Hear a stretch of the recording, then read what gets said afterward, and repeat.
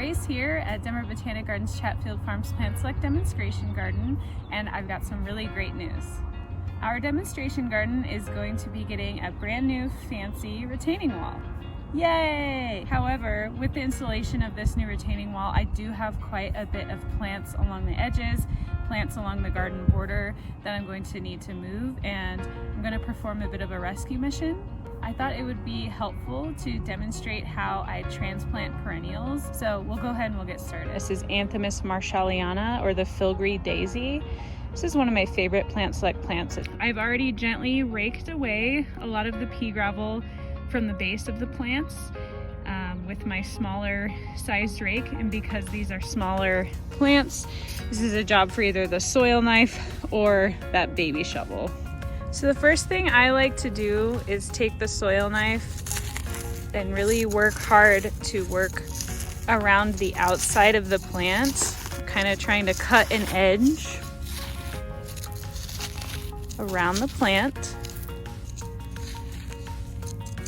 And I do have some pretty thick clay soil here. So now that I've kind of gotten a nice edge around the plant, I do start to do a little bit of lifting.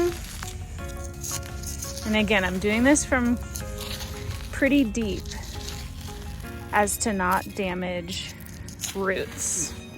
Because I have that heavy clay soil, I am switching to the shovel so I can get a little deeper and use a bit more force. So getting a little deeper after cutting around the plant with the soil knife, I was able to really get deep with the baby shovel. I'm gonna turn it over,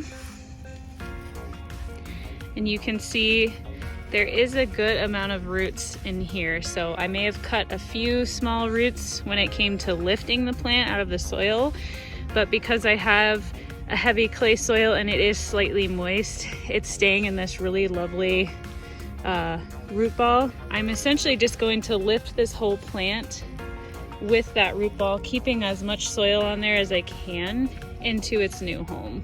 So I'm gonna take my plant that needs its new home and set it into the hole. When I dig the hole, I really want it to be wider.